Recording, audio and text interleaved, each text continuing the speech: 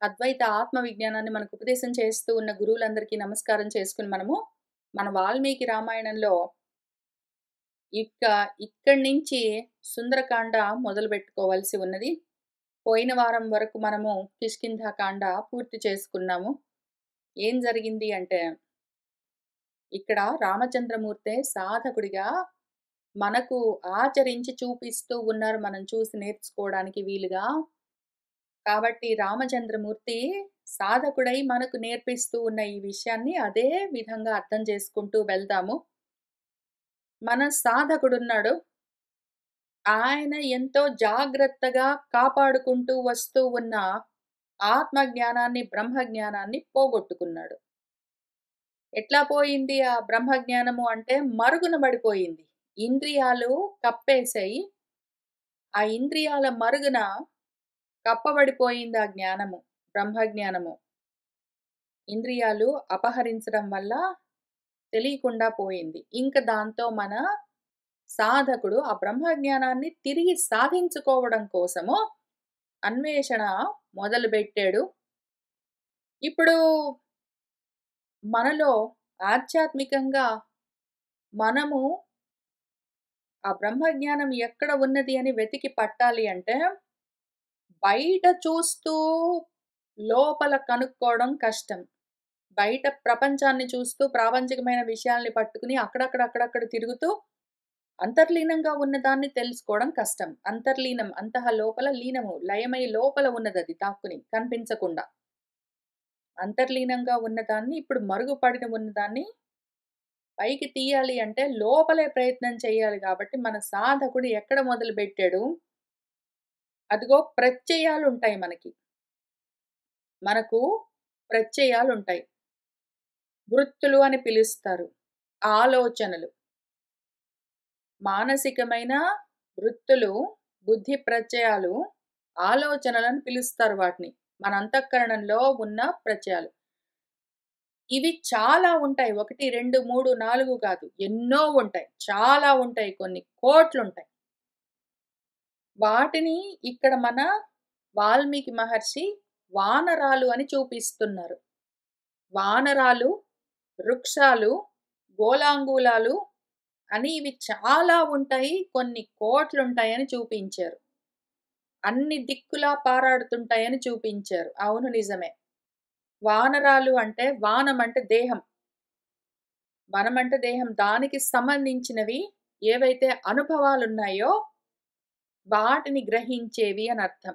దేహ సంబంధమైన వాటిని గ్రహించేవి గృహ్ణాతి ఇతి అని వానరం అనర్థం. అంటే అనుభూతి ప్రత్యయాలు. మనలో చాలా అనుభూతులుంటాయి. మనలో చాలా రకాల అనుభూతులుంటాయి. మనం చేస్తున్న కర్మలన్నీ అనుభవాలుగా ఉండి అవి ఆ కర్మ జరిగిపోయిన తర్వాత ఆ అనుభవము నశించిపోతుంది గాని, వాటి తాలూకు జ్ఞాపకాలు వాసనలుగా, సంస్కారాలుగా ఉంటాయి. అవన్నీ గూడా ఎన్నో ఉంటాయి మనలో. ఆ ఆలోచనల్ని, వాటి తాలూకు జ్ఞాపకాల్ని, ఆ సంస్కారాలన్నింటినీ ఇక్కడ వానరాలని చూపిస్తూ ఉన్నారు మన వాల్మీకి మహర్షి. అట్లానే వృక్షాలని జెప్పారు. అంటే ఎలుగుబంట్లని చెప్పుకుంటాం మనం. వానరం అంటే కోతులు, వృక్షాలంటే ఎలుగుబంట్లని అట్లా అంటాం గానీ, వృక్షము అంటే రుచ్యతి గచ్చతి ఇతి అని జ్ఞాన ప్రత్యయాలు. మనలో మనం చేసే ఆలోచనలేవున్నాయో, వాటి గురించిన జ్ఞానము కూడా ఉంటుంది. ఆ జ్ఞానానికి సంబంధించిన బుద్ధి ప్రత్యయాలు గూడా ఉంటాయి. అవి వృక్షములను చూపిస్తున్నారు మన వాల్మీకి మహర్షి.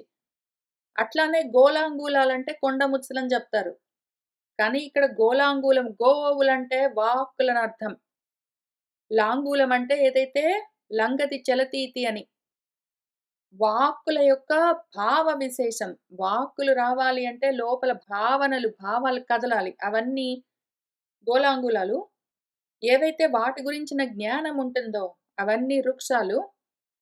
మనలో ఏ అనుభూతి ప్రత్యయాలున్నాయో అవన్నీ వానరాలు. అవన్నీ కలిపి ఉంటాయి. లోపల చాలా ఉంటాయి. ఎన్నో ఉంటాయి. ఎక్కడెక్కడో తిరుగుతూ ఉంటాయి ప్రపంచమంతా.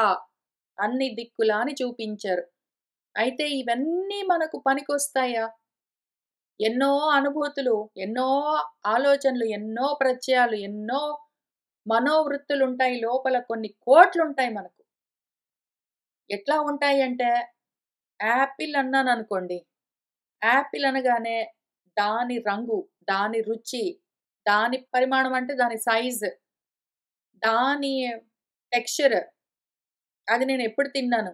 తింటే ఎట్లా ఉంటుంది? ఏమి కథ అని అది నాకిష్టముందా? లేదా? అది ఎన్ని రకాలుగా ఉంటుంది? ఎన్ని రకాల యాపిల్ పళ్ళుంటాయి? ఎక్కడుంటాయి యాపిల్ పళ్ళు? చెట్లకెట్లా కాస్తాయి? మొత్తం అంతా ఇన్ఫర్మేషన్ ఎన్నో బిట్స్ అండ్ పీసెస్ ఉంటాయి. అవన్నీ గూడా లోపల ఉంటాయి. అయితే ఏం ఉపయోగము? నాకు ఈ కంప్యూటర్ చదవడం వచ్చు. కంప్యూటర్ అంటే ఏంటో తెలుసు. అందులో డాక్యుమెంట్స్ చదవడం వచ్చు. దాని గురించి ఎన్నో ప్రత్యయాలుంటాయి లోపల. నేను నిన్న గూడా, మొన్న గూడా 2 సంవత్సరాల కింద గూడా ఎప్పుడో కొత్తగా కంప్యూటర్స్ ఒస్తున్నప్పుడు గూడా నేర్చుకున్న విషయాలు నేర్చుకుంటూ ఉన్న సమయంలో ఏమేమి నేర్చుకున్నానన్నవి ఎన్నో ఉంటాయి. ఏమి లాభము వాటన్నిటి వల్ల? ఎన్నో ప్రత్యయాలుంటాయి. పరిపరి విధాలుగా పరిగెడుతూ ఉన్నవుంటాయి. ఎగురుతూ, దూకుతూ వెళ్ళిపోతూ ఉంటాయి. కానీ అవేవి పనికిరావు. బ్రహ్మజ్ఞానాన్ని, ఆత్మజ్ఞానాన్ని నా లోపలే ఉన్నదాన్ని బయటికి తీయడానికి నేను లోపల పెట్టుకున్న ఈ ఆలోచనలు ఏవి పనికిరావు. అయితే ఏ ఆలోచన, ఏ ప్రత్యయం పనిచేస్తుందో తెలీదు గాబట్టి అన్నీ ట్రై జేసుకుంటాం ఇనీషియలీ. ఒకానొక సమయంలో ఈ రకంగా మన భగవద్గీతలో చెప్పినట్టు బహుశాఖాః హి అనంతాః చ బుద్ధులుండొచ్చు. అనంతంగా ఎన్నో శాఖోపశాఖలుగా నా ఆలోచనలన్నీ వెళ్ళిపోతూ ఉండొచ్చు కానీ ఇవేవి పని చెయ్యవు. ఒక్కటుంటుంది వ్యవసాయాత్మిక బుద్ధి. ఏకా అది ఒక్కటే ఉంటుంది. ఫోకస్డ్ ఆలోచన. ఆత్మజ్ఞానాన్ని పట్టుకోవడానికి ఎక్స్‌ట్రీమ్ ఫోకస్‌తో కూడిన ఒక్క ఆలోచన, ఒక్క ప్రత్యయం ఉంటుంది. అది కావాలి. దాన్నే ఆ వృత్తినే బ్రహ్మాకార వృత్తి అని పిలుస్తారు. ఆ బ్రహ్మాకార వృత్తి ప్రపంచాకార వృత్తులు యాపిల్ ఆకారం, కంప్యూటర్ ఆకారం ఎన్నైనా ఉండొచ్చు లోపల. కానీ బ్రహ్మాకార వృత్తి ఒక్కటి ఉండాలి. అది ఒక్కటే ఉంటుంది. చాలా ఉండవు. దాని కోసము ముందు అన్వేషించవలసి ఉంటుంది. దాన్ని పట్టుకున్నామంటే అది ఉంటుంది. అది ఎక్కడో దగ్గర ఉంటుంది. క్వైట్‌గుంటుంది.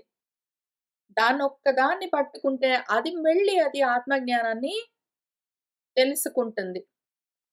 అయితే దాని పాటికి అది పైకి రాదు ఆ వృత్తి. ఎందుకు అంటే మనలో ఏవైనా సరే నేనెప్పుడో ఎక్కడో ఆపిల్ పండు తిన్నాను అంటే, యాపిల్ తినడము అన్న కర్మ ఏదున్నదో పని, ఆ పని చేస్తూ ఉన్న సమయంలో ఆ యాపిల్ గురించిన అనుభూతి, ఆ అనుభవము నాలో ఉంటుంది. ఎప్పుడు ఏ విధంగా అంటే ఈ కర్మ నశించింది యాపిల్ పండు తినడము. ఆ అనుభవము నశించింది. కానీ ఆ టైం గూడా దాటిపోయింది. కాలము లేదు, కర్మ లేదు, ఆ అనుభవము లేదు. కానీ మాత్రం దాని తాలూకు జ్ఞాపకం ఒకటుంటుంది. అది సంస్కారంగా, వాసనగా నాలో వసించి ఉంటుంది. అది తర్వాత ఎప్పుడు మీరెప్పుడో తినుంటారు. ఇప్పుడైతే రైట్ నౌ ఇక్కడ కూర్చొని యాపిల్ అయితే తినట్లేదు గదా! తినట్లేదు అనుకుందాము. ఊరికనే కూర్చొని వింటున్నారనుకుందాము. యాపిల్ తినట్లేదు. కానీ నేను యాపిల్ గురించి అనగానే ఆ జ్ఞాపకం పైకొచ్చింది గదా! ఎట్లా వచ్చింది అంటే స్మరణగా, స్మృతిగా పైకొస్తుంది. ఆ అనుభవమే ఏదున్నదో అది నశించి, కానీ మాత్రం అది వాసనగా ఉండి, ఇప్పుడు స్మృతిగా పైకొస్తుంది. దీన్నే ప్రత్యభిజ్ఞ అని పిలుస్తారు. ఇట్లానే ఉంటుంది. ప్రాపంచికంగా మనము చేసే కర్మలు, మనం పొందే అనుభవాలన్నీ గూడా సంస్కారాలుగా ఉన్నట్టుగానే, నా గురించిన ఆత్మ అనుభవం ఏదున్నదో, అది కూడా మళ్ళీ బ్రహ్మవాసనగా నాలోనే ఉంటుంది. అది గూడా ఎక్కడికి బోదు. అయితే అది మళ్ళీ అంతే జ్ఞాపకం కావాలి. బయట ఉన్నవి యాపిల్, కంప్యూటర్ లాంటి రకరకాల ప్రత్యయాలన్నీ కప్పేస్తే, మరుగున పడిపోయి ఉన్న నేను అన్న స్ఫురణ, ఆ స్మరణ అది నాకు తెలియాలి. పైవన్నీ తీసేస్తే అదే పైకొచ్చి తెలుస్తుంది. ఇప్పుడు దాని కోసం ప్రయత్నం చేయాలి. అందుకని మన వాల్మీకి మహర్షి ఏం చెప్పారంటే, ఆ సాధకుడు ప్రయత్నం మొదలుబెట్టినప్పుడు అన్ని రకాల వృత్తులు పనిచేయవు. మనకు వాలి అని ఒకాయనున్నాడు.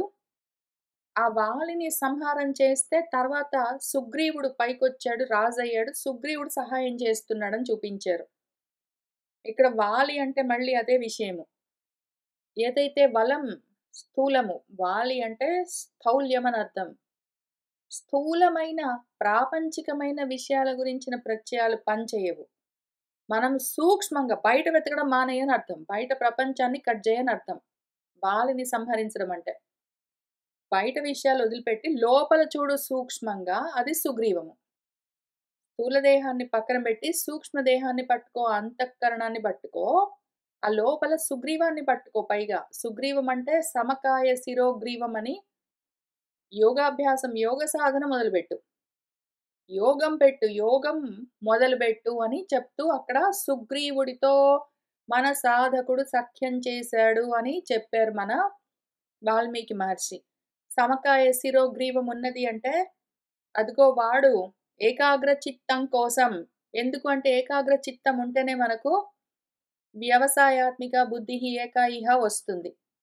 అందుకని ఈ యోగ సాధన స్టార్ట్ చేశాడు మనవాడు సుగ్రీవుడు అని చూపించారు వాల్మీకి మహర్షి. సరే ఇంతకీ సాధకుడు అందుకోసం ఈ యోగాన్ని అవలంబిస్తూ ఉన్నాడిప్పుడు. వ్యవసాయాత్మిక బుద్ధి కోసము, ఏకాగ్ర చిత్తం కోసము ఆయన అభ్యాసం మొదలుబెట్టిన తర్వాత నెక్స్ట్ ఏమవుతుంది ప్రాణాయామము. ఇంక అక్కడి నుంచి అదిగో మార్గం దొరికింది. ఆయన యోగంగా దీన్ని సాధన చేయడం మొదలుపెట్టగానే నెక్స్ట్ ఏం జరిగింది? దారి దొరికింది. పోయిన బ్రహ్మజ్ఞానం ఎటువైపుకి వెళ్ళిపోయింది? దేనివల్ల కప్పబడిపోయింది? ఏది అపహరించింది నాలోని బ్రహ్మజ్ఞానాన్ని అని తెలుసుకున్న తర్వాత. అందుకోసం దారి దొరికింది. ఆ విషయం తెలిసింది. తెలిసిన తర్వాత నెక్స్ట్ ఏముంటుంది? ప్రాణాయామం కావాలి గదా! సమకాయ శిరోగ్రీవం కాగానే ఆసనం అయిపోగానే నెక్స్ట్ ప్రాణాయామం.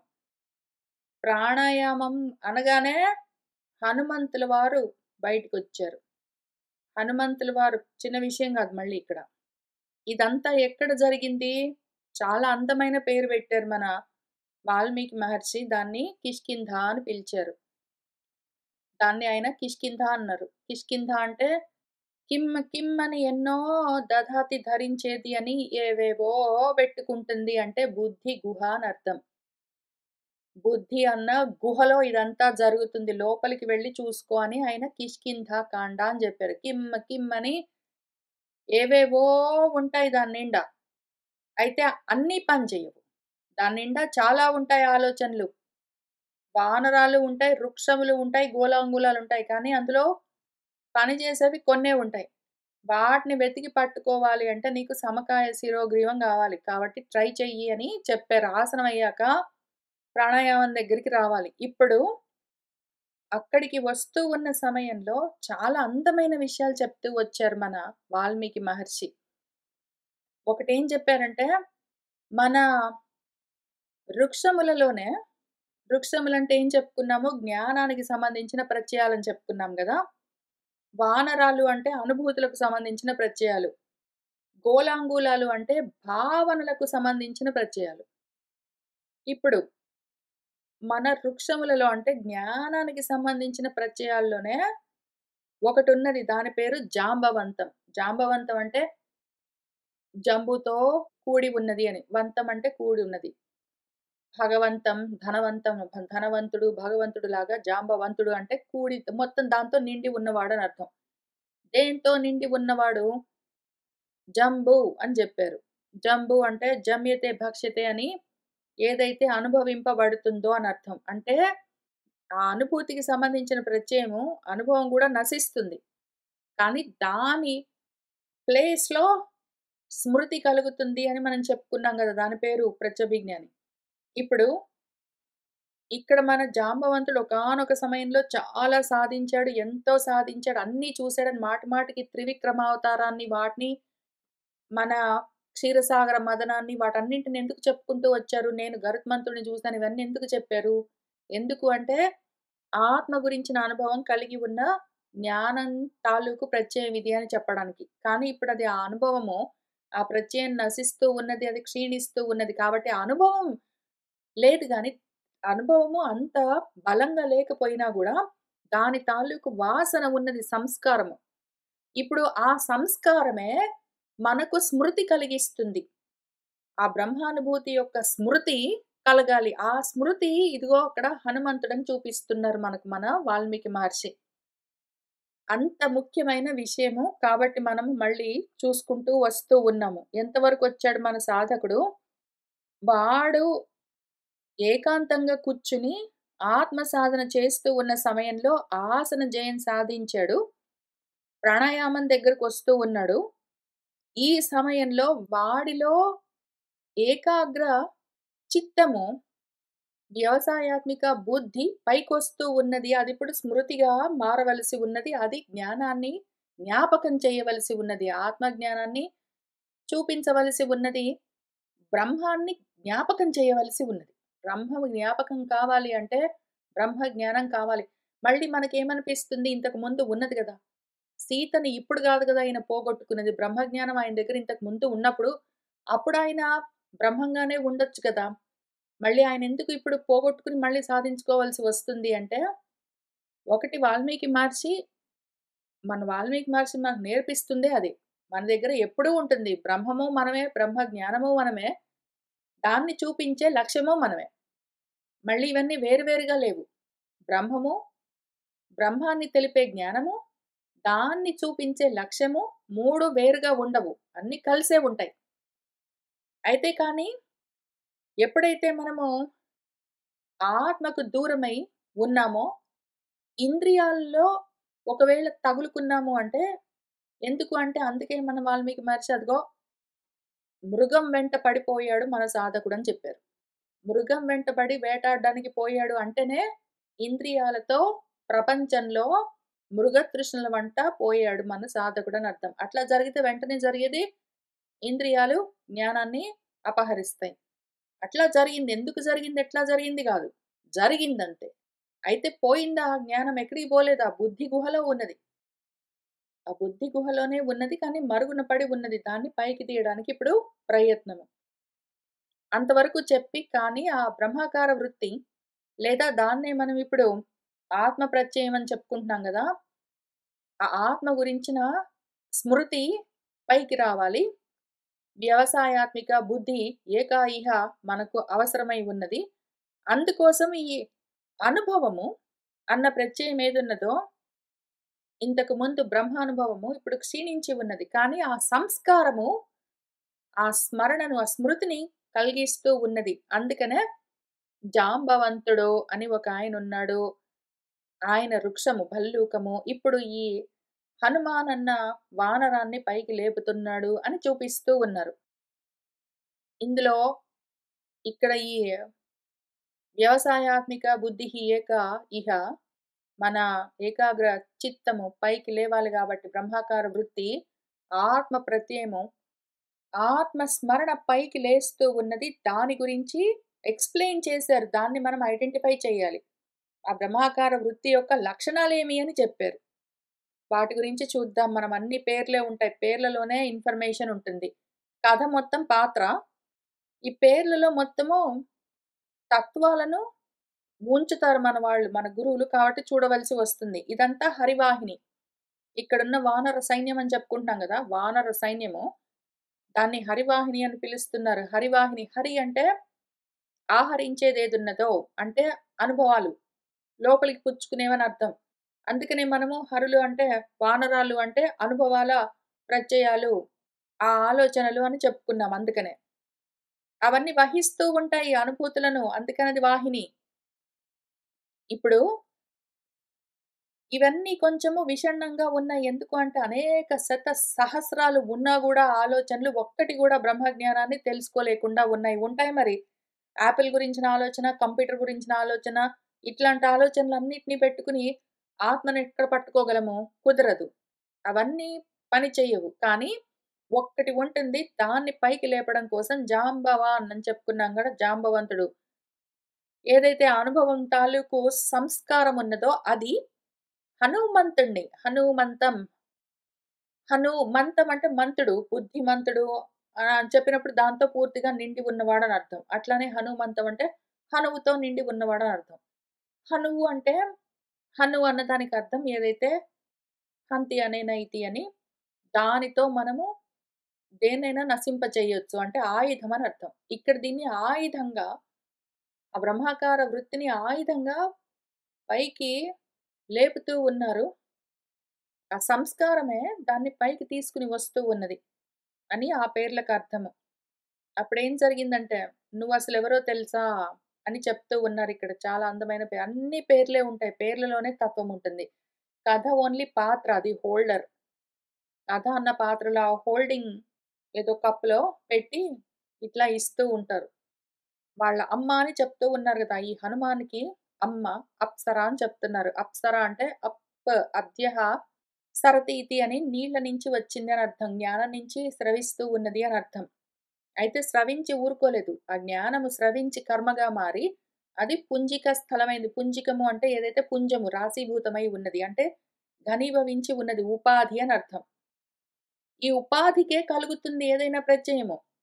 ప్రత్యయాలు ఏవైనా సరే మనకు కలగాలి అంటే మనోప్రవృత్తులైనా సరే, బుద్ధి వృత్తులేవైనా సరే మనకెక్కడ కలుగుతాయి? ఆ ఉపాధిలో కలుగుతాయి. మనసన్న ఉపాధిలో.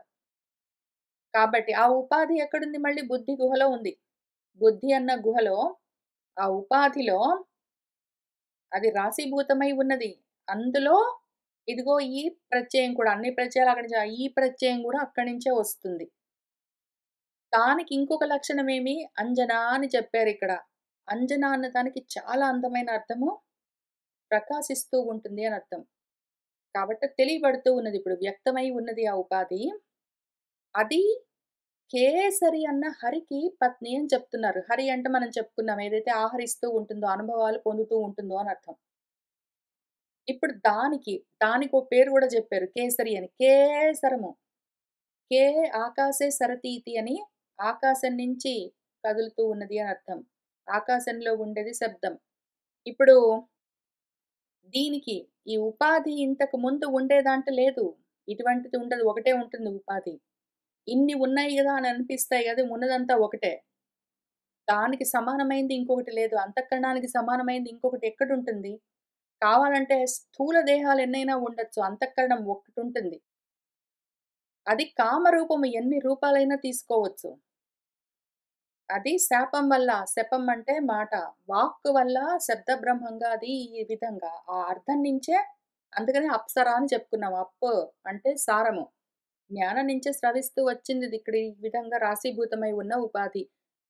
ఇప్పుడది కుంజరుడికి దుహిత అని చెప్తున్నారు. కుంజరము, కుంభి భూమికి సంబంధించిన ఏదైతే విషయమున్నదో వాసన అని అర్థం మళ్ళీ. ఆ వాసన ఉండాలి.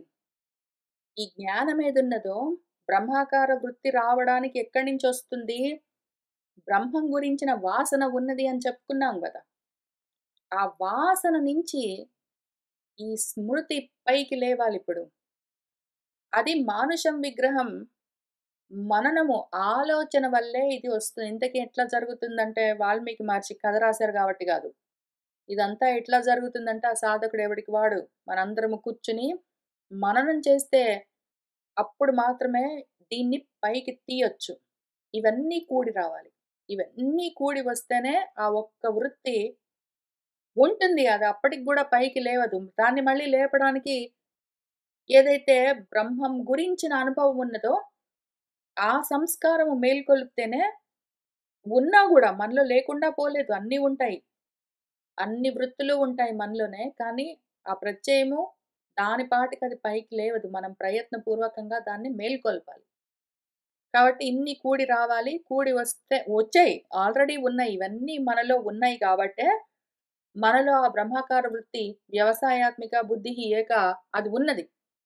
ఓన్లీ మనం ఐడెంటిఫై చేయాలి. దాన్ని పైకి లేపాలి మనము. అందుకోసం సాధన చేయవలసి ఉన్నది. ఇప్పుడు ఇక్కడికే సరిపోలేదు. ఇంత మాత్రం ఉంటే సరిపోలేదు. మళ్ళీ మరుత్ కావాలి. ఏదైతే మృతత్వం నుంచి పైకి తీసేదున్నదో మృ ఉత్ మరుత్, మరుత్ అన్నది ఎట్లా వస్తుంది? ఆ పదం ఎట్లా నిష్పన్నమైందంటే, అంటే మృతత్వం నుంచి, ఉత్ అంటే పైకి తీసేది అని అర్థం. అందుకనే గాలిని మరుత్ అని పిలుస్తారు. ఎందుకంటే, ప్రాణవాయువులు లేకపోతే మనుషులు చచ్చిపోతారు గాబట్టి. ప్రాణం లేకపోతే మనుషులు ఉండరుగా. ఏదైనా సరే ప్రాణం లేకపోతే ప్రాణి ఉండదు కాబట్టి దాన్ని మరుత్ అని పిలుస్తారు. మరణం నుంచి ఉద్ధరించేది అని అర్థం దానికి. ఇక్కడ మరణం నుంచి పైకి తీసేదేదున్నదో అది కావాలి. అమృతత్వానికి సంబంధించిందొకటి కూడి రావాలి. ఇప్పుడు ఇంత మాత్రమే ఉంటే ఏవైనా ప్రత్యయాలుండొచ్చు. కానీ వీటితో పాటు ఆ సంస్కారం ఉండాలి మనకు. ఆ వాసన ఉండాలి. ఆ వాసన ఒకటి ఉండాలి. ఆ వాసనతో పాటు మనకు అదే సమయంలో అమృతత్వంతో కూడి ఉన్న లక్షణం కూడా ఉండాలి. దానికుంటుంది. మిగిలిన ఆలోచనలు ఎన్నైనా వస్తూ ఉంటాయి, పోతూ ఉంటాయి మన మనసులో. యాపిల్ అనండి, పెన్ అనండి, గోడ అనండి, కంప్యూటర్ అనండి, ఇంకేమైనా అనండి, ఏవైనా వస్తూ ఉంటాయి, పోతూ ఉంటాయి గానీ, ఇది మాత్రం పోదు అని చెప్పడానికి మరుత్తు నుంచి వచ్చిందది. దానికి మరణం ఉండదు అని చెప్తున్నారు. ఆ ఆలోచన బ్రహ్మానికి సంబంధించిన ఆలోచన ఎప్పటికీ ఉంటుంది. దానికి మరణం లేదు. ఓన్లీ ప్రాపంచికమైన విషయాలు వస్తూ ఉంటాయి. అవి నశిస్తూ ఉంటాయి.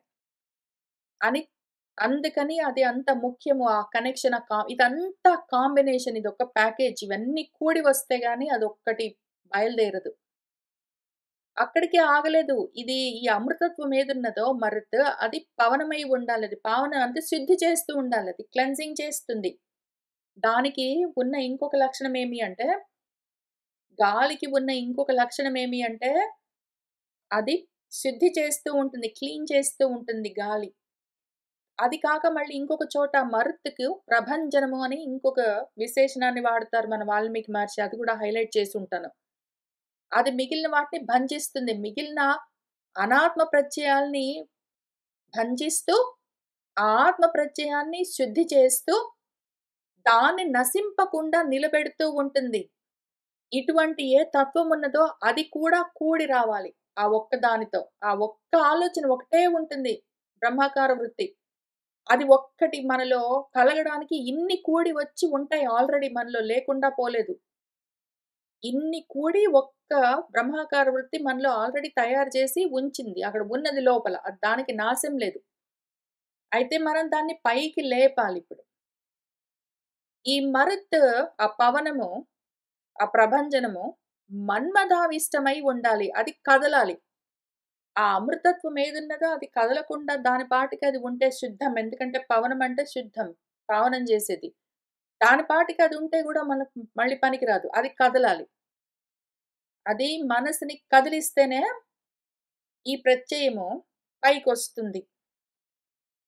ఆ విధంగా ఇన్ని కూడి వస్తే వచ్చిన ఒక్క లక్షణము, ఒక్క వృత్తి ఏదున్నదో అది వీటికి సమంగా ఉంటుంది. ఈ మరుత్తుకి సమంగా ఉంటుంది. దానికి గూడా మృతత్వం లేదు.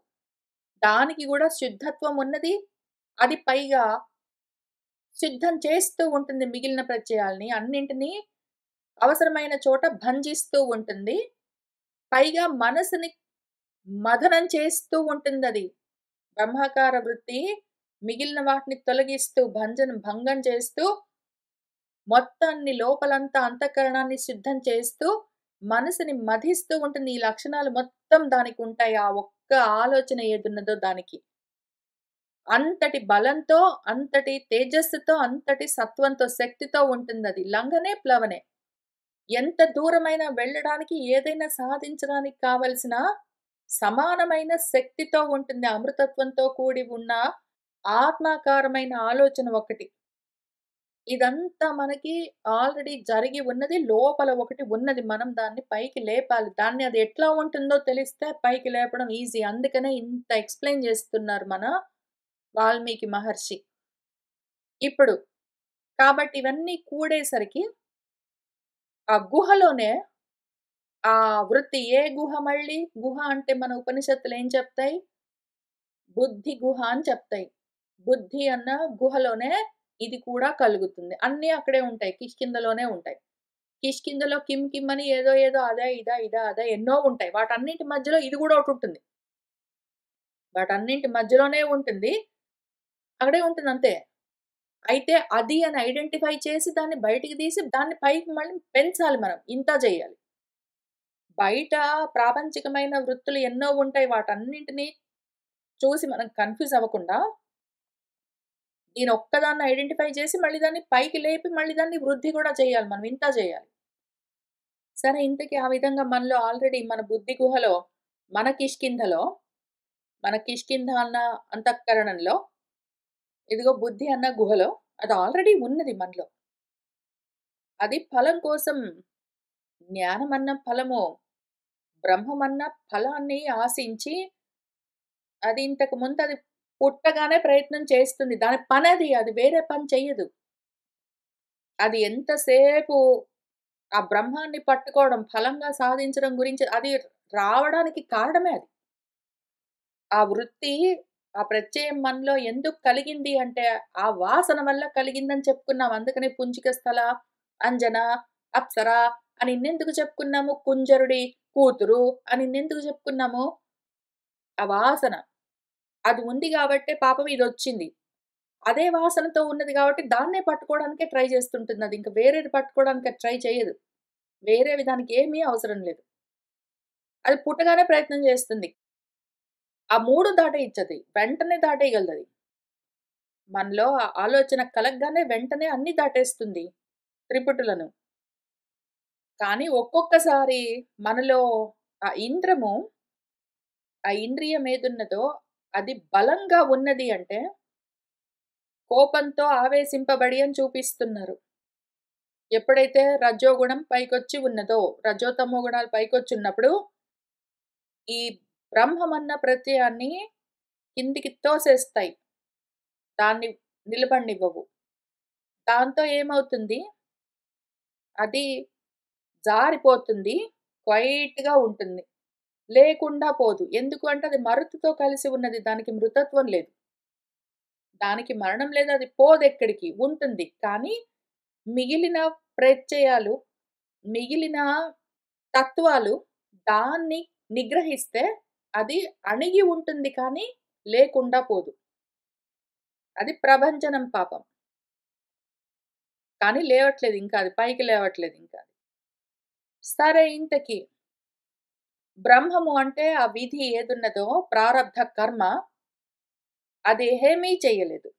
ప్రారబ్ధ కర్మ వల్ల ఇప్పుడు మీనా అన్న దేహంలో కూడా ఆ లోపల బుద్ధి గుహలో ఏదున్నదో నా అంతఃకరణమన్న కిష్కింధలో ఉన్న ఈ బ్రహ్మాకార వృత్తి ఉన్నది.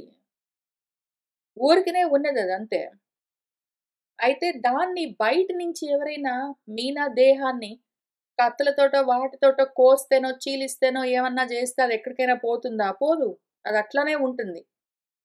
పైగా అశస్త్ర వజ్యతామన్నది అంత మాత్రమే గాదు, ఇంకా దానికి చాలా ఉన్నాయి. వ్యవసాయాత్మిక బుద్ధి చెప్పే కన్నా ముందే, అంతకన్నా ముందే మన భగవద్గీతలో ఏముంది? అది శస్త్రాలతో ఛేదింపబడదు. అది అగ్నితో కాల్చడానికి కుదరదు. అది నీటితో తడపడానికి కుదరదది. గాలితో ఎండగట్టడానికి కుదరదది. అచ్ఛేద్యం, అదాహ్యం, అక్లేద్యం, అశోష్యం అని దాని గురించి చెప్తూ వచ్చారు. దాని లక్షణం అది. దాని లక్షణం అది. దాన్ని ఏదో కర్మలు నశింపచేసేందుకు శక్తి లేకుండా ఉంటాయి. నువ్వు ఏమైనా జేసుకో.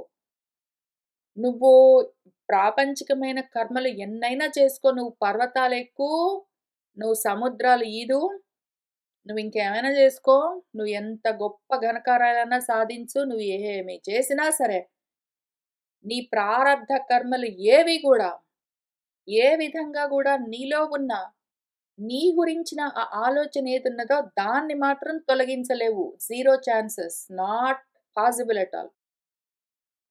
పోనీ అనంతమైన నేత్రాలతో అదే పనిగా ప్రపంచంలోని వస్తువులను చూస్తూ ఉన్న మనసేమైనా చేయగలదా దాన్ని?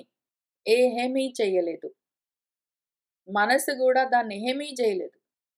ఈ వృత్తికి దానంతట అది మరణించే స్వచ్ఛందంగా కావాలంటే లయమైపోయే శక్తి మాత్రం ఉన్నది. ఎప్పుడవుతుంది? ఈ బ్రహ్మాకార వృత్తి ఆత్మాలోచన ఎప్పుడు నశిస్తుంది? ఎప్పుడైతే ఈ సాధకుడు అహం బ్రహ్మ అస్మి అని ఆత్మారామ స్థితిలో ఉన్నాడు అంటే, వాడింక నాకు బ్రహ్మజ్ఞానం కావాలి. అయ్యో! నేను పోగొట్టుకున్నాను.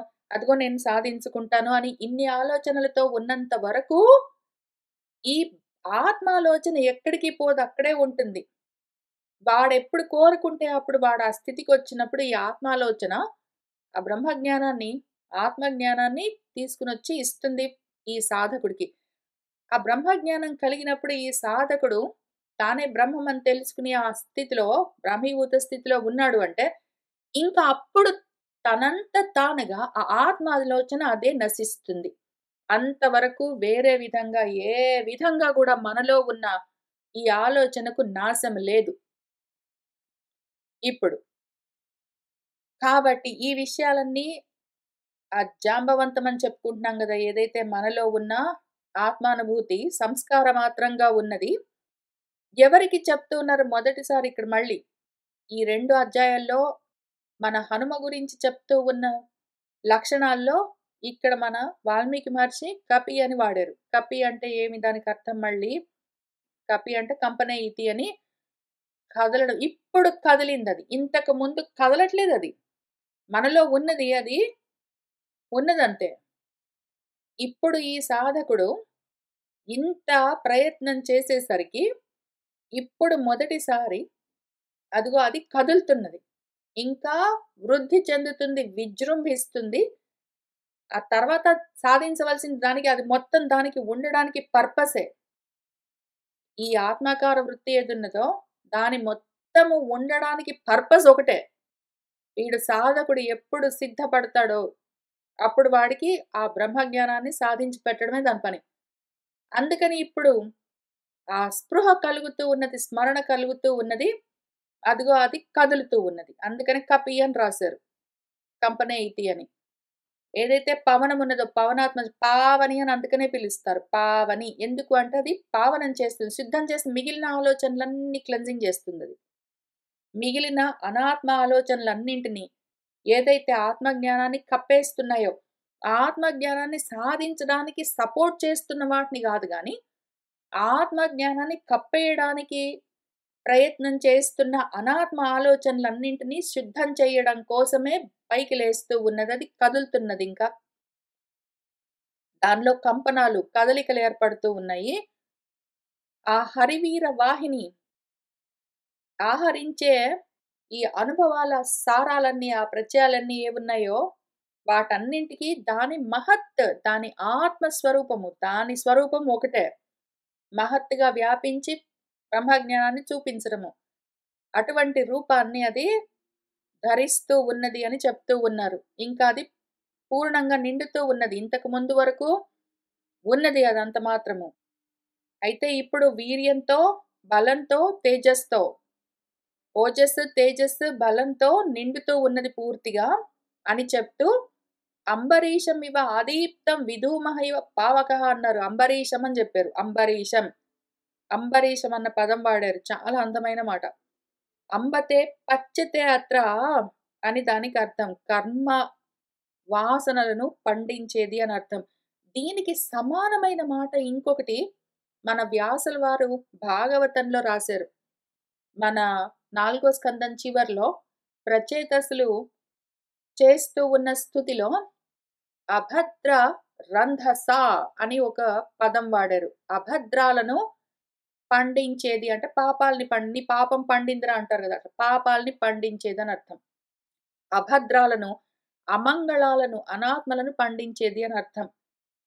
దానికి సమానమైన మాట ఇక్కడ అంబరీషము. ఏదైతే అభద్రాలను పండిస్తుందో అంటే అభద్రకరమైన ఆలోచనలన్నీ పండిపోతాయింక. ఆ విధంగా అందుకోసము తగిన విధంగా దీపిస్తూ ఉన్నది అనర్థం. పావకము, పావనం చేసేది పొగలేని అగ్ని అని చూపిస్తున్నారు. పొగలేని అగ్ని జ్ఞానం ఒక్కటే. ప్రపంచంలో ప్రాపంచికమైన ఏ అగ్నికైనా సరే పొగ ఉంటుంది గానీ, పొగ లేకుండా అగ్ని, జ్ఞానం ఒక్కటే ఉంటుంది. ఆ జ్ఞానాగ్ని ఇప్పుడు అంబరీషమై ఏదైతే ఆ కర్మలను పరిపాకం చేయడం కోసం కర్మలు పండితే ఇంకా జ్ఞానం ఒక్కటే ఆత్మజ్ఞానం ఎప్పుడు కలుగుతుంది మళ్ళీ? ఇంత జేసి మనం మనలోనే ఉన్న ఈ ఆత్మాలోచనని ఒక్కదాన్ని పైకి లేపితే లేపాం గానీ, అది లేవాలి, వెళ్లి ఆత్మజ్ఞానాన్ని పట్టుకొని రావాలి, మన సాధకుడికి అది దక్కాలి అంటే, జ్ఞానం కలగాలంటే కర్మలు పరిపాకం అవ్వాలి. కర్మలు పరిపాకం అవ్వడం గురించే ఇక్కడ అంబరీషం అని ఆ పదం వాడారు. ఈ సాధకుడి యొక్క కర్మలు పరిపాకమయ్యే స్థితికి వస్తూ ఉన్నాయి అని చూపిస్తూ ఆ మాట చెప్పారు మన వాల్మీకి మహర్షి. ఒక్కొక్క మాట వెనకాల ఎంతో తత్వం ఉంటుంది. ఎంతో తత్వం ఉంటుంది. ఇక్కడ గూడా పంథాః స్వాతేః అని జెప్పారు. స్వాతి పంథ. స్వాతి మార్గంలో వెళ్తాను అని ఈ మాట ఉన్నది. స్వాతి అంటే అర్థము స్వేనైవ అతతి ఇతి అని దాన్ని అదే పొందుతుంది అనర్థం. స్వాతి అన్న పదానికి అర్థం దాన్నదే పొందుతుంది అని. దాన్నదే పొందేది ఆత్మ. కాబట్టి నా మార్గము నా పంథా ఏది? ఆత్మ. ఆత్మ మార్గంలో వెళ్తూ ఉన్నాను అని చెప్పి బయలుదేరుతూ ఉన్నాడు అని రాశారు మన వాల్మీకి మహర్షి. ఇంకా తర్వాత మీరు నేను కొన్ని కొన్నే చూపించగలను. కొంత చూపిస్తాను. మిగిలినవన్నీ మీరు అందుకనే ప్రతిది మన వాళ్ళు పారాయణం చేయండి. చాలా సార్లు చదవండి అని చెప్పేది అందుకనే. ఎందుకంటే నేను కొన్ని చూపించి కొన్నింటికి అర్థాలు చెప్పగలను. అయితే మీరు నెమ్మదిగా చదువుకుంటే అన్నింటికి అర్థాలు ఇట్లానే చూస్తూ వెళ్తే ఎన్నో డాట్స్ కనెక్ట్ అవుతాయి. ఎన్నో డాట్స్ కనెక్ట్ అవుతాయి. నేను కొన్ని డాట్స్ కనెక్ట్ చేసి చూపిస్తాను. బిగ్ పిక్చర్ చూపిస్తాను. కానీ మీరు చిన్న డాట్స్ అన్నీ మొత్తం పిక్సెల్స్ అన్నీ కలుపుకోవాలి. అందుకోసం ఎవరికి వాళ్ళు సొంతంగా చదువుకుని ప్రతి పదానికి అర్థం జూసుకోవాలి. నేను చూసుకున్నాను. అందుకనే చెప్తున్నాను. కాబట్టి ఎక్కడి నుంచి బయలుదేరుతున్నాడిప్పుడు? మన హనుమంతుడు భూమి నా వేగాన్ని తట్టుకోలేదు. అందుకని పర్వతం పైనుంచి నేను ఎగురుతాను అని చెప్పాడు. ఎక్కడి నుంచి పైగా మహేంద్రము. అక్కడి నుంచి మహాప్రకాశం, మహత్తుగా ప్రకాశిస్తున్న బుద్ధి నుంచి ఆయన బయలుదేరుతున్నాడు. బుద్ధి నుంచి బయలుదేరి ఎక్కడికెళ్తాడు? ఎక్కడికెళ్ళడు. బుద్ధి నుంచి బయలుదేరి బుద్ధిలోనే దాన్ని కనుక్కోవాలి. అంతా అక్కడే ఉంటుంది. కానీ ఎక్కడికో వెళ్లి కనుక్కున్నట్టు, పట్టుకున్నట్టు, తెలుసుకున్నట్టు, పొందినట్టు ఉంటుంది. అట్లా లేదు అని చెప్పడానికే ఇక్కడ దాన్ని అదే పొందే మార్గము అని జెప్పారిక్కడ. స్వాతి యొక్క పంథ అని చెప్పారు. దాన్నదే పొందే మార్గము. అదక్కడే ఉంటుంది. దాన్నక్కడే పట్టుకోవాలి. కాబట్టి బుద్ధి గుహలోనే జన్మించిన ఈ బ్రహ్మాకార వృత్తి బుద్ధి గుహలోనే మళ్ళీ దాన్నదే అక్కడే పట్టుకోవాలి. కానీ ఎక్కడి నుంచో ఎక్కడికో వెళ్ళినట్టుగా ఉంటుంది. ఎన్నో హూప్స్‌లో నుంచి జంపింగ్ జేస్తూ ఎళ్తున్నట్టుగా, ఎన్నో హర్డిల్స్ ఉన్న పాతని తప్పించుకుంటూ పోతున్నట్టుగా ఉంటుంది గానీ అంతా అక్కడే ఉంటుంది. ఇంతకీ మొదటిసారి అది ఆరురోహ, ఆరువృక్ష అని పిలుస్తారు. అంటే పైకి ఎదగాలి అన్న కోరిక, పైకెక్కాలి అన్న కోరిక. మనకు జిజ్ఞాస ఉండాలి. మన సాధకుడికి ఉన్నది జ్ఞానం కావాలి అన్న కోరిక. జ్ఞాతుమిచ్చ జిజ్ఞాస ఉన్నది పాపం. దాంతో పాటే మనవాడికి ముముక్ష ఉన్నది. జ్ఞానమెందుకు అంటే మోక్షం కోసం ఇచ్చ ఉన్నది పాపం. వీటితో పాటే తితిక్ష ఉన్నది. సహనం ఉన్నది. తట్టుకునే శక్తి. ఇట్లనే చాలా కోరికలు సాధిస్తూ వస్తూ ఉన్నాడు మన సాధకుడు. అందులోనే ఆ పరంపరలోనే ఇంకొకటి ఆరువృక్ష పైకి ఎక్కాలి అన్న వాంఛ తీవ్రంగా ఉండాలి. ఇందులో నుంచి ఈ బంధంలో నుంచి బయటపడాలి నేను అన్న తీవ్రమైన కోరిక ఉండాలి. ఆ ఆరువృక్ష కలిగింది అని చూపిస్తూ ఉన్నారు మన ఈ ఆరువృక్షోహ మునేహ అని మళ్ళీ మనకు భగవద్గీతలో గూడా ఓ పద్యం వస్తుంది. ఆ తర్వాత ఇంకా ఆ విధంగా ఆ అందుకని దీన్ని మనము అనుభూతి యొక్క ప్రత్యయ సారము, స్మృతి అని చెప్పుకున్నాం. సంస్కారం ఏదైతే మనకు జ్ఞాపకం చేస్తూ ఉన్నదో అని మహా అనుభావం, మహత్తుగా వ్యాపించి ఉన్నదేదున్నదో దాని యొక్క అనుభావం ఇది. ఇది బ్రహ్మ అనుభవ ప్రత్యయము. అందుకే దాన్ని బ్రహ్మాకార వృత్తి అని పిలుస్తాము. అది బయలుదేరుతున్నదిప్పుడు. ఎట్లా సమాధి స్థితిలో మళ్ళీ ఇదంతా బయటెక్కడైనా జరుగుతుందా? బయటెక్కడా లేదు. బయట ఫిజికల్‌గా, ఆది భౌతికంగా ఏమీ జరగట్లేదు. ఆధ్యాత్మికంగా అంతా లోపలే మనసులోనే. మనసుని సమాధి స్థితి వరకు వస్తూ ఉన్నాడు ఎందుకు? ప్రాణాయామం చేస్తూ సమాధి స్థితికి వెళ్ళాలి. ప్రాణాయామం కోసము ప్రాణాలు, మరుత్తులు, గాలులు, వాయువు అని చూపిస్తూ వచ్చారు. కాబట్టి ప్రాణాలు గూడా మనవే గాబట్టి ఇప్పుడు ప్రాణజయం గూడా జరిగింది. శ్వాసజయం కూడా. ఇంకీ తర్వాత ప్రత్యాహారం ఉంటుంది. ఇంద్రియాలను వెనక్కి తిప్పడము. ఇంగ అక్కడికి రావాలి, వస్తాము. కానీ అదిగో అందుకని మన మనస్వి అంటే మననమే లక్షణంగా ఉన్నదేదున్నదో, మననంతో ఇదంతా మననంతో సాధించేది. శ్రవణం అయిపోయిందింకా. బయట మాటలేమి లేవు, ప్రవచనాలు లేవు, బయట డిస్కషన్స్ లేవు, సత్సంగాలు లేవు, బయట లేదు ఇంకంతా లోపలే. ఇంక తీవ్రతరం చేసి లోపల మనసులోనే మననం మొదలుబెడితే దాన్ని మనస్వి స్థితి అని పిలుస్తారు. ఇంకా మనసులోనే ఎక్కడికి వెళ్ళేది మళ్ళీ లంకకే. లంక అంటే అర్థమేమి? రళయోరభేదః అని రకారానికి, లకారానికి తేడా లేదు. రమ్మన్నా, లమ్మన్నా ఒకటే. రమ్ అంటే ఏదైతే రమిస్తూ ఉంటుందో, రమించేదేది ఆనంద స్వరూపం. కాబట్టి ఇక్కడ ఆ బుద్ధి గుహలో కలిగిన ఈ ఆలోచన ఎక్కడి దాకా వెళ్తుంది అంటే, ఆనందమయ కోశం మళ్ళీ బ్రహ్మపుచ్చం ప్రతిష్ఠ అనేదుందో అక్కడికెళ్ళి అక్కడి నుంచి పట్టుకోవాలి దాన్ని. అంత దూరం వెళ్ళిపోయిందది. వెనక్కి, వెనక్కి వెళ్ళిపోయింది. మనలో ఉన్న బ్రహ్మ విద్య వెనక్కి, వెనక్కి, వెనక్కి, వెనక్కి వెళ్ళిపోయింది. ఇంద్రియాలు దాన్ని తోసేస్తూ ఉంటే అది లోపలికెళ్ళిపోయింది. ఇంక అక్కడి నుంచి దాన్ని పట్టుకొని రావాలి. అక్కడుంటుంది. దాన్ని అక్కడ వెతికి పట్టుకోవాలి. బయట పట్టుకుంటే పని చేయదు. బయట ప్రపంచంలో దొరికేది గాదు. మన స్థూల దేహంలో దొరికేది గాదు. మన ఇంద్రియాల్లో దొరికేది గాదు. మన ప్రాణాల్లో దొరకదు. మన మనస్సు మొదలైన వాటిలో గూడా దొరకదు. లోపలికి వెళ్తే అక్కడుంటుంది. దాన్ని అక్కడ పట్టుకోవాలి.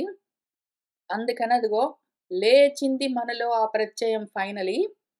అదెట్లా బయలుదేరుతుంది అని సుందరకాండలో చూపిస్తూ ఉన్నారు. ఇదంతా అంతే. ఆ బ్రహ్మాకార వృత్తి, ఆత్మ ప్రత్యయము, ఆత్మజ్ఞానాన్ని ఎట్లా శోధించి సాధిస్తుంది అని చూపించడమే ఉంటుంది. సుందరకాండ ఇవాళ మనం కొంచెం మొదలుపెట్టి ఇంక నెమ్మదిగా చదువుకుంటూ వెళ్దాము. తతః రావణనీతాయాः సీతాయాः శత్రుకర్షణः ఈయేష పదమన్వేష్టुं చారణాచరితే పథి. తతః ఇంక లేచింది మన బ్రహ్మానుభావము, మన ఆత్మ ప్రత్యయ సారము. ఎందుకు లేచింది అంటే, పదం అన్వేష్టం ఆ మార్గాన్ని అది ఎక్కడున్నది అని తెలుసుకోవడానికి, అన్వేషించడానికి. ఏది? సీత కావాలిప్పుడు. సితము అంటే ఏదైతే పదునుగా ఉంటుందో అని అర్థం. వాడి అయింది సూక్ష్మమైన బ్రహ్మజ్ఞానము. దాన్ని పట్టుకోవడం, దాన్ని వెతకడం కోసము ఏది బయలుదేరింది? మన బ్రహ్మాకార వృత్తి ఎట్లా ఉన్నది? అది శత్రుకర్షణము. దానికి సంబంధం లేని ఏ ప్రత్యయాలనైనా కృశింపచేయగలదు.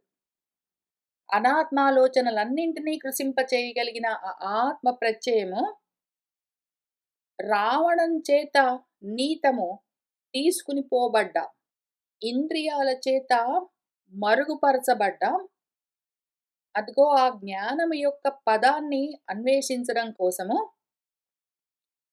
చారణులు ఆచరించే పదంలో, చారణులు అంటే ఆచరించేవాళ్ళు. బ్రహ్మ మార్గంలో ఉండి ఆచరిస్తూ ఉన్న వాళ్ళెవరున్నారో, బ్రహ్మచర్యంలో ఉన్న వాళ్ళెవరున్నారో, వాళ్ళు ఆచరించి చూపిస్తూ ఉన్న మార్గంలోనే. మళ్ళీ మనం సొంతంగా దీన్ని కనిపెట్టడానికి లేదు. మనము మన సొంత ప్రయత్నాలతో రకరకాలుగా దీన్ని కనిపెడదామంటే దొరకదు.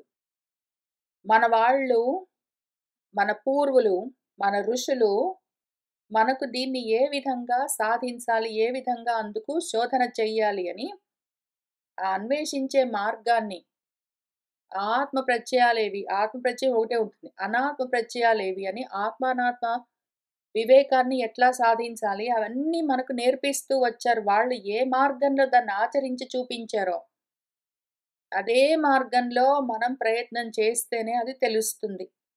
ఆ రకంగానే ఇక్కడ మన సాధకుడిలోని ఆ ఆలోచన కూడా బయలుదేరింది. అది కష్టమైన పని. దుష్కరం నిష్ప్రతిద్వంద్వం చికీర్షన్ కర్మ వానరః సముదగ్ర శిరోగ్రీవః గవాం పతిః ఆబభౌ. దుష్కరమైన కార్యమిది. చాలా కష్టము చేయడము. అటువంటి తీవ్రమైన సమాధి స్థితిలో ఏకాగ్రమైన బుద్ధితో ప్రపంచాన్ని మొత్తాన్ని లయం చేసుకుని లోపల అంతర్లీనంగా ఉన్న ఆ బ్రహ్మజ్ఞానాన్ని, ఆత్మజ్ఞానాన్ని సాధించడానికి ఎక్కడో మరుగుపడ్డది ఒక్క ఆలోచన బయలుదేరింది. ఎక్కడో సూక్ష్మంగా ఉన్న జ్ఞానాన్ని పట్టుకోవడానికి లోపలికి వెళ్ళాలి అంటే బయటికి పారడం ఈజీ మనసుకి. మనసుకి బయటికి వెళ్ళిపోయి ప్రపంచాన్ని చూడడం దానికి ఈజీ. వెనక్కి తిరిగి ఎక్కడో లోపల ఉన్నదాన్ని కనిపెట్టడం దానికి కష్టం. కానీ చెయ్యరాని పని కాదు. కష్టమే కానీ సాధ్యమే. కష్టసాధ్యం అది. నిష్ప్రతిద్వంద్వం ఇటువంటి పని ఇంకొకటి ఉండదు. దీనిలాంటిది ఇంకో పని ఇంకేమీ లేదు. అటువంటి కర్మను చెయ్యాలి అన్న చికీర్ష కోరికతో మన వానరము ఎట్లా బయలుదేరింది? సముదగ్ర శిరోగ్రీవః సమ్యక్‌గా ఉదగ్రం పైకి తల ఎత్తి దానికి సమానంగా మెడను, వీపును అన్నింటిని ఉంచి ఆ విధంగా ఆసనంలో కూర్చుని. ఇది ముఖ్యము. కదలకుండా కూర్చుని లోపల సాధించవలసిన విషయం ఇది. ఆ విధంగా ఉండి బయట చూస్తూ ఉన్న వాళ్ళకెట్లా తల ఎత్తి సమాధి స్థితిలో మొత్తమే అన్నీ నిటారుగా నిలిపేసరికి ఒక్క గీత కొట్టినట్టు మన భగవద్గీతలో గూడా ఉంటుంది. 6 అధ్యాయంలోనో ఏమో ధ్యాన యోగంలో చెప్తారు. అందులో గూడా సమకాయ శిరోగ్రీవం అని ఎక్స్‌ప్లెయిన్ చేస్తారు. ఆ విధంగా కూర్చున్నప్పుడు యువతల నుంచి చూసే వాళ్ళకి ఎట్లుంటుంది ఏదో గవాంపతిః ఇవ అపభౌ. గవాంపతి అంటే గోవులకు పతి వృషభము. వృషభములాగా కనిపిస్తుంది అని. మామూలుగా బయట చూస్తే ఎద్దు అనుకోవచ్చు. ఏదో ఇక్కడ మన హనుమంతుడు ఆ మహేంద్ర పర్వతాన్ని ఎక్కి పైన ఒక ప్రాంతాన్ని చూసుకొని ఇక్కడి నుంచి నేను ఎగురుతాను అని అనుకుంటూ ఉన్న సమయంలో ఆయన మొత్తము తల పైకెత్తి మోర సాచి నిలబడి ఉంటే దూరం నుంచి చూస్తూ ఉన్న వాళ్లకు తల ఎత్తి ఏదో పెద్ద వృషభము ఒక పెద్ద ఎద్దొకటి నిలబడ్డట్టుగా కనిపిస్తున్నది అని చెప్తున్నారు. సరే అది కథాపరంగా. ఇక్కడ తత్వపరంగా గవాంపతిః అబభౌ గోవులు అంటే ఆలోచనలన్నింటినీ తన వశంలోకి తెచ్చుకున్నట్టుగానే కనిపిస్తూ ఉన్నది. ఆ మిగిలిన ప్రత్యయాలన్నీ గూడా దాని వశంలో ఉండగా, అదిగో ఆ ప్రత్యయం ఇప్పుడు బయలుదేరుతూ ఉన్నది అని చెప్తూ ఉన్నారు. వచ్చే వారం మనము నెమ్మదిగా ముందు కథగా చూస్తూ వాల్మీకి మహర్షి ఏం చెప్తున్నారో తెలుసుకుంటూ ఇంక అక్కడి నుంచి దాన్ని అవసరమైన చోట ఆత్మతత్వంగానే విచారణ చేస్తూ వెళ్దాము. తత్వంగా కాకుండా నేను దీన్ని వేరేగా చెప్పడం గూడా చేయలేను. నేను మధ్య మధ్యలో ఆపి, ఎక్కడంటే అక్కడ అవసరమైన చోటల్లా ఆపుతూ, ఇక్కడ చెప్తున్న ఆ పదార్థము త్వం అసి నువ్వే అనే చెప్తాను. తత్వం అది నువ్వే, అది నువ్వే. ఇంకెక్కడో జరిగింది, ఏంటో జరిగింది గాదు. నీలోనే ఉన్నది నువ్వే అనే చెప్తాను. అదే ఉద్దేశంతోటే వాల్మీకి మహర్షి రాసిచ్చారు. అదే ఉద్దేశంతోటే చెప్పడానికి ప్రయత్నం చేస్తాను. కథగా చెప్తూ మన వాల్మీకి మహర్షి ఏం రాసిచ్చారో ఆ శ్లోకాలు చదువుతూ, కానీ తత్వపరంగానే దాన్ని పట్టుకుంటూ వెళ్దాము. ఇవాల్టికి ఇక్కడికి ఆపుతాను. కోరుకున్న వాళ్ళందరికీ అద్వైత ఆత్మ విజ్ఞానం కలగాలని ఆశిస్తూ ఉన్నాను. శుభం భవతు.